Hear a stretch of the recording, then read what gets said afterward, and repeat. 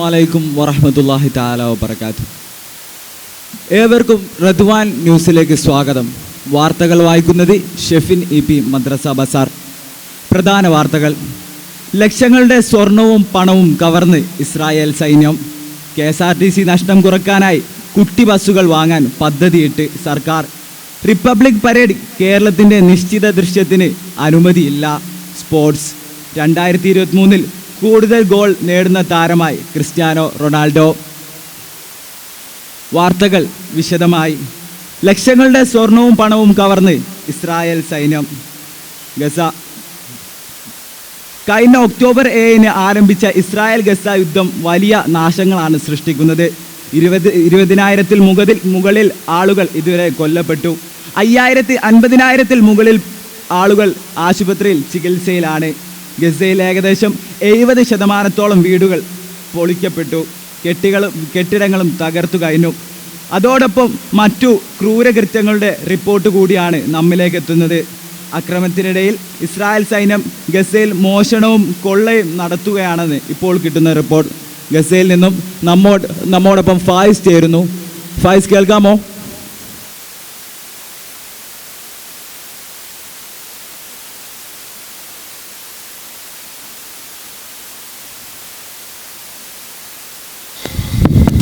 Hello Shefin, കഥ കേൾക്കാം. Shefin hello Shefin, നമ്മളിപ്പോൾ ഗസയിലെ വടക്കൻ ഗസയിൽ നമ്മളിപ്പോൾ ഉള്ളത്.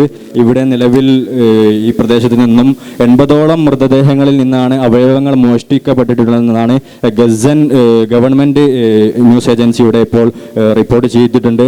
അതുപോലെ തന്നെ കുറച്ച് ദിവസങ്ങൾക്ക് മുമ്പ് തന്നെ നമ്മുടെ അൽജബാലിയ ഈ അഭയാർത്ഥി ക്യാമ്പിൽ വെച്ചുകൊണ്ടും ഒരുപാട് ആളുകളുടെ ഈ അവയവങ്ങൾ ഇസ്രായേൽ മോഷ്ടിച്ചതായിട്ട് റിപ്പോർട്ട് വന്നിട്ടുണ്ടായിരുന്നു.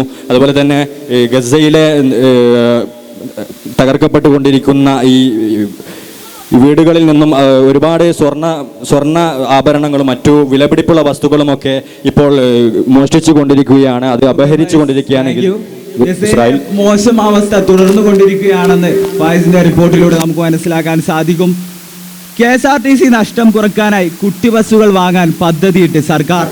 ഗ്രാമീണ സർവീസിനായി ചെറിയ KSRTC ബസ്സുകൾ ഇറക്കാൻ പദ്ധതിയിട്ട് കേരള സർക്കാർ. KSRTC നഷ്ടത്തിൽ KSRTC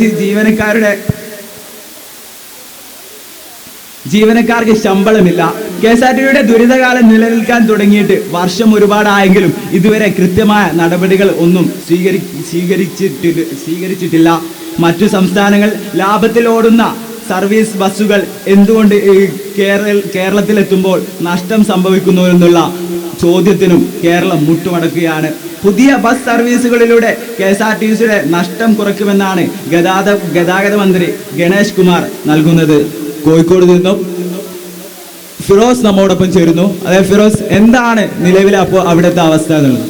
ഹലോ ഷെഫിൻ, ഇപ്പോൾ നമ്മുടെ ഈ ഗ്രാമീണ ബസ്സുകൾ ഇവിടെ കോഴിക്കോട് KSRTC ടെർമിനലിലേക്ക് എത്തിക്കാനുള്ള നീക്കത്തിലാണ്. അത് ഓരോ ബസ്സുകളെ ഇങ്ങനെ എത്തിക്കൊണ്ടിരിക്കുന്ന കാഴ്ചയാണ് നമ്മളിപ്പോൾ കണ്ടുകൊണ്ടിരിക്കുന്നത്. വളരെ ജീവനക്കാരൊക്കെ വളരെയേറെ ആകാംക്ഷയോടെ അതുപോലെ തന്നെ വളരെ ആവേശത്തോടെയാണ് ഇവിടെ ഈ ബസ്സുകളെ സ്വീകരിക്കാൻ ഇവിടെ നിൽക്കുന്നത്. നമുക്കറിയാം, ഒരുപാട് KSRTCയുടെ നഷ്ടത്തിൻ്റെ കണക്കുകളൊക്കെ നമ്മൾ ഒരുപാട് കേട്ടതാണ്. ബസ്സുകളിൽ ജീവനക്കാർക്ക് പോലും ശമ്പളം കൊടുക്കാൻ പണമില്ലാത്ത ഒരു സാഹചര്യത്തിലാണ് ഇത്തരം ഒരു നീക്കത്തിലേക്ക് ഗതാഗത വകുപ്പ് മന്ത്രിയും അതുപോലെ തന്നെ KSRTCയും എത്തിച്ചേർന്നത് എന്നതാണ് നമ്മളിവിടെ മനസ്സിലാക്കേണ്ടത്. തീർച്ചയായും ഈ ഒരു പുതിയൊരു മാറ്റം, ഈ ഒരു പുതിയ ഗ്രാമീണ ബസ്സുകൾ തീർച്ചയായും KSRTCക്ക് ലാഭം ഉണ്ടാക്കി തീർക്കുമെന്നാണ് നമുക്ക് ഇതിലൂടെ മനസ്സിലാക്കാൻ കഴിയുന്നത്. എല്ലാവരും വളരെ ആവേശത്തിലാണ് ഇവിടെ. റിപ്പബ്ലിക് പരേഡ് കേരളത്തിന് നിശ്ചിത ദൃശ്യത്തിന് അനുമതിയില്ല. റിപ്പബ്ലിക് പരേഡ് കേരളത്തിന് നിശ്ചിത ദൃശ്യത്തിന് ഇത്തവണയും അനുമതിയില്ല. കേരളത്തിൻ്റെ വികസന നേട്ടങ്ങളാണ് നിശ്ചല ദൃശ്യങ്ങളിൽ ഉൾപ്പെടുത്തിയിരുന്നത്. ജനാധിപത്യത്തിൻ്റെ മാതാവ്, വികസന ഭാരതം എന്നീ പ്രമേയങ്ങളോടെയാണ് കേന്ദ്രം സംസ്ഥാനങ്ങൾക്ക് നിർദ്ദേശിച്ചത്. ഈ പ്രമേയം അനുസരിച്ചായിരുന്നു നിശ്ചല ദൃശ്യങ്ങൾ തയ്യാറാക്കിക്കൊണ്ടിരുന്നത്. അതിൽ കേരളം 10 ഡിസൈനുകൾ നൽകിയിരുന്നു. കേരളം നൽകിയ ഡിസൈനുകൾ നിശ്ചല ദൃശ്യം ഭാരത് പരിപാടിയിൽ അവതരിപ്പിക്കാമെന്നാണ് പ്രതിരോധ മന്ത്രാലയം അറിയിച്ചിട്ടുള്ളത്. നമ്മോടൊപ്പം കാപ്പാട് സ്ഥലത്ത് നിന്നും അക്ഷയ് നമ്മളൊപ്പം ചേരുന്നു. അതെ അക്ഷയ്, എന്താണ് ഇപ്പോൾ കേരളം ഇതിന് മറുപടിയായി പറഞ്ഞുകൊണ്ടിരിക്കുന്നത്? ഹലോ ഷെഫീൻ, തീർച്ചയായും ഇതൊരു രാഷ്ട്രീയ പകപോക്കൽ അല്ലെങ്കിൽ രാഷ്ട്രീയ പ്രേരിതമായിട്ടുള്ള ഒരു സംഭവമായിട്ടാണ് ഇവിടെ നമ്മുടെ കേരള സർക്കാർ ഇതിനെ കാണുന്നത്. കാരണം വളരെ മികച്ച രീതിയിൽ ഡിസൈൻ ചെയ്തിട്ടുള്ള നമ്മുടെ ഈ കേരളത്തിൻ്റെ പദ്ധതികളായിട്ടുള്ള ടൂറിസം അടക്കമുള്ള ലൈഫ് മിഷൻ അടക്കമുള്ള പദ്ധതികളെ വളരെ കൃത്യമായിട്ട്, അതുപോലെ തന്നെ ഒരുപാട് പ്രതിമാരൂപങ്ങളൊക്കെ അടങ്ങിയിട്ടുള്ള വളരെ സമാനമായ പ്രൊജക്റ്റുകളായിരുന്നു കേരളം ഏൽപ്പിച്ചിട്ടുണ്ടായിരുന്നു. പക്ഷേ അത് 4 തള്ളപ്പെട്ടു എന്നുള്ളതാണ്. 2022 സമാനമായ 2022 സമാനമായ സംഭവം ഉണ്ടായിരുന്നു. അതുപോലെ തന്നെ പഞ്ചാബ്, പശ്ചിമ ബംഗാൾ എന്നീ സംസ്ഥാനങ്ങളുടെ ഈ പ്രൊജക്റ്റുകളും തള്ളപ്പെട്ടിട്ടുണ്ട് എന്നുള്ളതാണ് വിവരം. Thank you for the information. Sports. 2023 കൂടുതൽ ഗോൾ നേടുന്ന താരമായി ക്രിസ്ത്യാനോ റൊണാൾഡോ. 2023 കൂടുതൽ ഗോൾ നേടുന്ന നേട്ടം സ്വന്തമാക്കി സൗദി അറേബ്യൻ ക്ലബ് അൽ നസറിന്റെ പോർച്ചുഗൽ സൂപ്പർ താരം ക്രിസ്ത്യാനോ റൊണാൾഡോ. ബയേൺ മ്യൂണിക്കിന്റെ ഹാരി കെയ്നെയും PSG എംബാപ്പെ എന്നിവരെ പിന്നിലാക്കിയാണ് താരം ഈ നേട്ടം കൈവരിക്കുന്നത്. ഈ വർഷം 54 ഗോളുകളാണ് താരം നേടിയിട്ടുള്ളത്. റിയാദിൽ നിന്നും മുസ്തഫ നമ്മോടൊപ്പം ചേരുന്നു. മുസ്തഫ, എന്താണ് ഈ 38 വയസ്സുകാരനായ റൊണാൾഡോയുടെ ഇപ്പോഴത്തെ കണ്ടീഷൻ അനുസരിച്ച് നമ്മൾ നോക്കുകയാണെങ്കിൽ 54 ഗോളുകളാണ് ഇക്കൊല്ലവും അദ്ദേഹം നേടിയിട്ടുള്ളത്.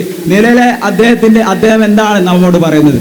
അതെ ഷെഫീൻ, തീർച്ചയായും ഇവിടെ വളരെ വലിയ ആഘോഷ പരിപാടികൾ നടന്നുകൊണ്ടിരിക്കുകയാണ്. ക്രിസ്ത്യാനോ റൊണാൾഡോയുടെ ഈ ഒരു നേട്ടം വളരെ നല്ല രീതിയിൽ ആഘോഷിക്കാനുള്ള ഒരു തീരുമാനത്തിലാണ്, അത്തരം നീക്കത്തിലാണ് ഇവിടെ അൽ നസർ ക്ലബ്ബും മറ്റു താരങ്ങളുമൊക്കെ അതിൻ്റെ മാനേജർമാരുമൊക്കെ ഇവിടെ ഉണ്ട്. തീർച്ചയായും ക്രിസ്ത്യാനോ റൊണാൾഡോയെ സംബന്ധിച്ചിടത്തോളം അൽ നസറിലേക്ക് കടന്നു വന്നതിന് ശേഷം ഒരുപാട് ഗോൾ നേട്ടങ്ങൾ സ്വന്തമാക്കാൻ അദ്ദേഹത്തിൻ്റെ കരിയർ വളരെ മികവുറ്റതാക്കാനും ഒക്കെ സാധിച്ചത് ഈ അൽ നസറിൽ എത്തിയ ശേഷമാണ് നമുക്ക് മനസ്സിലാക്കാം. തീർച്ചയായും അദ്ദേഹത്തെ സംബന്ധിച്ചിടത്തോളം വളരെ വലിയൊരു നേട്ടങ്ങളുടെ ചരിത്രം കൂടിയായിരുന്നു കഴിഞ്ഞുപോയ 2023 എന്നുള്ളതാണ്. വളരെ വാർത്തകൾ ചുരുക്കത്തിൽ. ലക്ഷങ്ങളുടെ സ്വർണവും പണവും കവർന്ന് ഇസ്രായേൽ സൈന്യം. KSRTC നഷ്ടം കുറയ്ക്കാനായി കുട്ടി ബസ്സുകൾ വാങ്ങാൻ പദ്ധതിയിട്ട് സർക്കാർ. റിപ്പബ്ലിക് പരേഡ് കേരളത്തിന്റെ നിശ്ചിത ദൃശ്യത്തിന് അനുമതിയില്ല. സ്പോർട്സ്. 2023 കൂടുതൽ ഗോൾ നേടുന്ന താരമായി ക്രിസ്ത്യാനോ റൊണാൾഡോ. ഇതോടെ ഈ വാർത്താ ബുള്ളറ്റ് ഇവിടെ അവസാനിച്ചിരിക്കുന്നു. അസ്സലാമു അലൈക്കും.